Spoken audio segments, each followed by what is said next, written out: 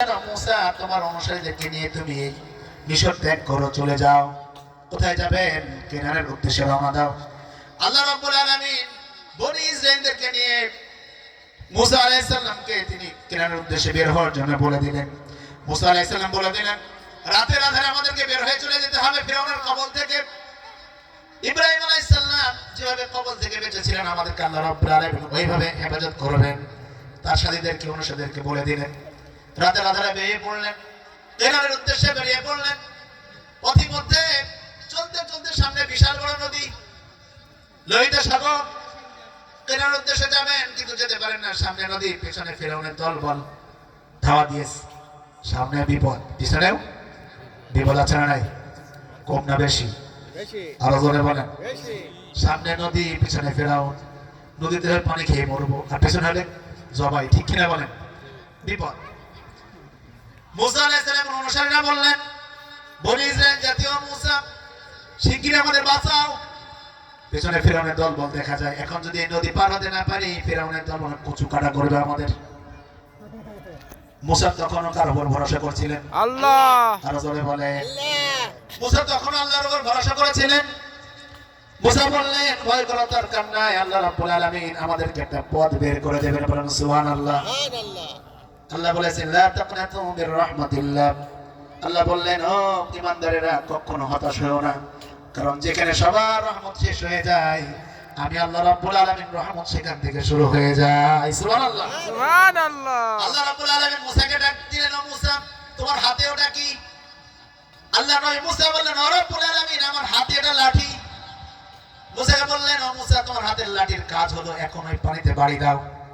মুসা আলাইহিস সালাম লোহিত সাগরের উপর একটা বাড়ি দিলেন। বাড়ি দেওয়ার সঙ্গে সঙ্গে আল্লাহ রাব্বুল আলামিন অলৌকিকভাবে 12টি রাস্তা খুলে দিলেন। বলেন সুবহানাল্লাহ, সুবহানাল্লাহ। বিপদ মুক্ত। ঠিক কিনা বলেন? ঠিক। আল্লাহ রাব্বুল আলামিন মুসার অনুসারীদেরকে বিপদ মুক্ত করে দিলেন। মুসা আলাইহিস সালাম বললেন, নেমে পড়ো আল্লাহর নাম করে। রাস্তায় চলা শুরু করলেন। লোহিত সাগর পার হয়ে অপর কিনারায় চলে গেলেন। এমত অবস্থায় ফিরআউনরা তার ভিতরে ঢুকে পড়েছে, রাস্তায় ঢুকে পড়েছে। অপর পাশে কিনারায় পৌঁছে গেলেন। মুসাকে বললেন, ও মুসা, তোমার হাতে ওটা কি? মুসা বললেন, এটা তো লাঠি। মুসা বলল, আরেকটা বাড়ি দাও। সুবহানাল্লাহ বলেন। লাঠির কাজ আছে না নাই? আছে। আরো জোরে বলেন। আছে। কিছু কিছু সময় বুখারী শরীফে কাজ না হলে বাকারী শরীফ লাগে। ঠিক কিনা বলেন? ঠিক। সব জায়গায় বুখারী শরীফ খাটে না। ঠিক কিনা? ঠিক। কিছু সময় বাকারীও লাগে। বিশ্বনবী সাল্লাল্লাহু আলাইহি সাল্লাম সব জায়গায় দোয়া করেননি। কিছু সময় বাকারী হাতে তুলে নিয়েছিলেন। সব যে দোয়ার মাধ্যমে হতো। আল্লাহ রাসূল 27টি যুদ্ধের নেতৃত্ব দিতেন না। কথা বলে ঠিক কিনা? ঠিক। তুমি ঘরে কোনায় বসে বসে তসবিহ টানো আর ইসলাম কায়েম করা ফেলবা, এত সহজ নয়। পৃথিবীতে প্রত্যেকটা নবী বিতাড়িত হয়েছিলেন, প্রত্যেকটা কওম থেকে বিতাড়িত হয়েছিলেন। কথা বলে ঠিক কিনা? ঠিক। ইসলাম এত সহজ জিনিস নয়। মার খেতে হবে, জেলে যেতে হবে, জরিমানা হবে, স্ত্রী পুত্র বিবাহ থেকে দূরে থাকতে হবে, তারপরে বাতিলের কাছে মাথা নত করা যাবে না। কথা বলে ঠিক কিনা? ঠিক। এটা হলো ইসলাম। নবীরা মার খেয়েছেন, আর আপনি কোথাকার কি হয়ে গিয়েছেন যে মার খেতে হবে না? ইসলাম সহজ মনে করেছেন, ঘরে বসে বসে ইসলাম কায়েম হবে না। আমার নবী 3 বছর জেল খেটেছে। আমার নবীকে মেরে মেরে পাথর দিয়ে মেরে রক্তাক্ত করা হয়েছে। আর তুমি কোথায় কি হয়েছো? আলু পটল হয়েছো তুমি। এই জন্য আল্লাহর পথে টিকে থাকতে হলে অনেক সময় বিপদ আসবে, ঝঞ্ঝা আসবে, তারপর আল্লাহ রাব্বুল আলামিনের কাছে ধর্ণা দিতে হবে। রাজি আছেন তো ইনশাআল্লাহ? ইনশাআল্লাহ। ওর কথা বলছিলাম। মুসা আলাইহিস সালামের হাতে ওটা লাঠি। আল্লাহ রাব্বুল আলামিন আবার আদেশ দিলেন, ও মুসা, তোমার লাঠি দিয়ে আবার পানিতে বাড়ি দাও। বাড়ি দেওয়ার সঙ্গে সঙ্গে রাস্তা উঠাও। এখন ফিরআউনরা কোথায়? আরো জোরে কর। নদীর মাঝখানে হাবুডুবু পানি খাওয়া শুরু করছে ফিরআউন। জিবরিল আলাইহিস সালাম মনে মনে ভাবে, তোকে পাই নাই, আজকে পেয়েছে সুযোগে।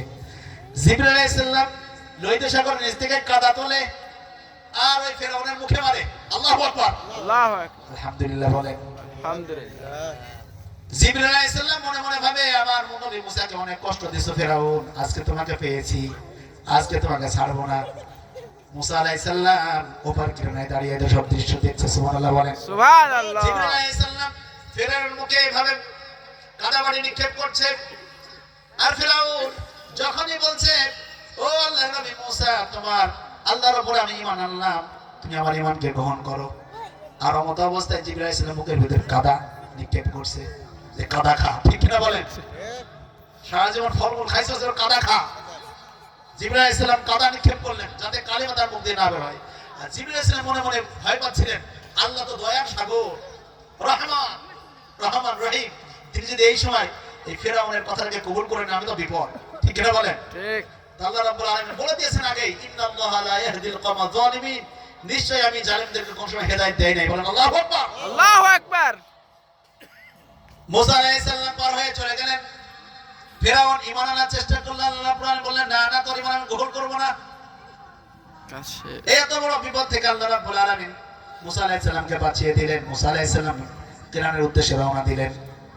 আল্লাহ রাব্বুল আলামিন মুসার অনুসারীদেরকে সাথে করে নিয়ে চললেন। একটা প্রান্তে গিয়ে তিনি অবস্থান করলেন, সবাই বসে পড়লেন।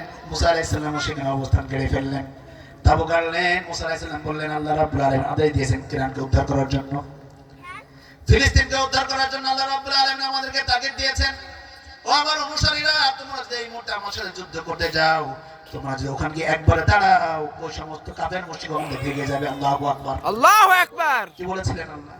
আল্লাহ মুসাকে বলেন, মুসা, তোমার অধিবাসীরা যদি একবার কেরানের সামনে গিয়ে লাঠি হাতে দাঁড়ায়, ওই লাঠি থেকে ভয়ে সব পালিয়ে যাবে মাদিয়ান। কিন্তু ফেরাউনের ভয়ে যারা আল্লাহ রাব্বুল আলামিন মুসার সাথে যাদেরকে পাঠালেন, এরা ছিল যুদ্ধ বিমুখ। তারা বলল, মুসা, এই সব কাজ আমাদের কাজে দিও না। ইয়া মুসা, ইন্না লা নাদখুলাহা আবাদান মা দামু ফিহা ফাযহাব আনতা ওয়া রাব্বুকা ফাকাতিলা ইন্নাহা হুনা কাঈদুন। মুসা, ইয়া মুসা, ইন্না লা নাদখুল, আমরা সেখানে কখনো প্রবেশ করব না। আবাদান মা দামু ফিহা, ওই অধিবাসীরা যতক্ষণ ওখানে অবস্থান করবে যাব না। কারণ মাদিয়ান যারা ওখানে আমালিকা ছিল, তাদের দেহ ছিল বিশাল আকৃতির, একজনকে দেখলেই ভয়ে প্রকম্পিত হয়ে যায়। তো এই ভয়ে তারা সেখান থেকে আর যেতে চাইল না।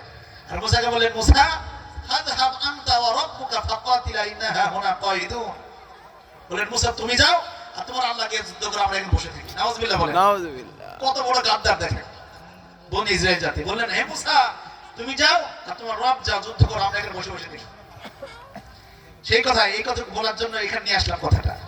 আল্লাহ রাব্বুল আলামিন তারপর আয়াত নাযিল করলেন, এই মুসা আলাইহিস সালামকে অপমান করার জন্য বনি ইসরাইল জাতি যুদ্ধ বিমুখ হওয়ার কারণে আল্লাহ রাব্বুল আলামিন তাদের উপর অপমান দিলেন, লাঞ্ছনা দিলেন, গজব দিলেন। যে স্থানে তারা ছিল তিহ প্রান্ত, সেখানে 40টা বছর আল্লাহ আবদ্ধ করে রাখলেন অদৃশ্য ভাবে। আর বললেন, অতরিবাত আলাইহিমুতিল্লাতু ওয়াল মাসকানা ওয়া উবিগাদাবিন মিনাল্লাহ।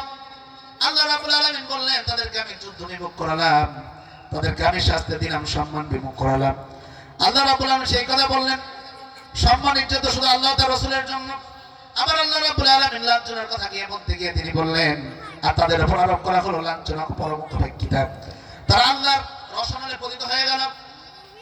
40টি বছর তিহ প্রান্তরে আল্লাহ রাব্বুল আলামিন বললেন তারা যে যুদ্ধ করবে না, এই জন্য তাদের উপর আমি গজব নাযিল করলাম। সকালবেলায় যেখানে তাদেরকে আবদ্ধ করে রেখেছিল অদৃশ্য ভাবে, কোনো দেয়াল ছিল না, কিচ্ছু ছিল না। এভাবে 40টা বছর বনি ইসরাইল জাতি সেখানে কেটে গেল। গজব নাযিল করলেন আল্লাহ রাব্বুল আলামিন, তাদের উপর রহমত দান করলেন, মান্না ওয়া সালওয়া দান করলেন। মান্না সালওয়া শেষ হয়ে গেল। তারা বলে, নবী, এই খাবার আর খেতে ভালো লাগে না, আমাদের চাষাবাদ করার সুযোগ দাও, পেঁয়াজ, ঝাল, বেগুন এগুলো খাবো। নাউযুবিল্লাহ বলেন। কত বড় বদমাইশ দেখেন। বলে, জান্নাতি খাবার ভালো লাগে না, আমরা চাষ করব। এইভাবে 40টা বছর আল্লাহ রাব্বুল তাদের উপর গজব নাযিল করলেন। সকালবেলায় ওখান থেকে নাজাত পাওয়ার জন্য তারা হেঁটে চলতো, আবার সন্ধ্যাবেলায় যেখান থেকে হেঁটেছে সেখানে আবার তাদেরকে ফিরিয়ে আনতে। বলেন আল্লাহু আকবার। এইভাবে 40 বছর কেটে গেল। আল্লাহ রাব্বুল আলামিন অপমান আর জিল্লত দিয়ে এই জাতিকে ধ্বংস করে দিয়েছেন। নাউযুবিল্লাহ বলেন। আল্লাহ রাব্বুল আলামিন কোরআনে কারিমের ভিতর দুই প্রকার জাতির উপর শাস্তির আলোচনা করেছেন আল্লাহ রাব্বুল আলামিন। এক প্রকার হলো যারা কাফের, আল্লাহর আয়াতকে সরাসরি অস্বীকার করেছে, যারা আল্লাহর আয়াতকে যারা অস্বীকার করেছে, আল্লাহর আয়াতকে যারা নিদর্শনকে যারা পৃথিবী থেকে উৎখাত করতে চেয়েছে, কাফের জাতি, আল্লাহ রাব্বুল আলামিন তাদের উপর গজব নাযিল করেছেন। আল্লাহ রাব্বুল আলামিন বললেন, ওমান আ'রাদা আন যিকরি ফাইন্না লাহু মাঈশাতান দানকা ওয়া নাহশুরুহু ইয়াওমাল কিয়ামাতি আ'মা ক্বালা রাব্বি লিমা হাশারতানি আ'মা। আল্লাহু আকবার। যারা দুনিয়াতে আল্লাহ রাব্বুল আলামিন আয়াতকে অস্বীকার করেছে, আল্লাহ রাব্বুল আলামিন কোরআন পাঠিয়েছেন, কোরআনকে অস্বীকার করেছে, তাওরাত পাঠিয়েছেন, তাওরাতকে অস্বীকার করেছে, জাবর পাঠিয়েছেন, জাবরকে অস্বীকার করেছে, ইনজিল পাঠিয়েছেন, ইনজিলকে অস্বীকার করেছে। অনেক কাফের মুশরিকরা আছে। আল্লাহ রাব্বুল আলামিন যখন কোরআন কারীম নাযিল করলেন তখন কিছু কাফের মুশরিক অস্বীকার করলো।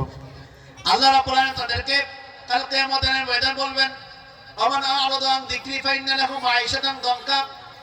দুনিয়াতে আমার কোরআনকে তোমরা অস্বীকার করেছিলে, আমার নবী গিয়েছিল তোমাদের কাছে আলেম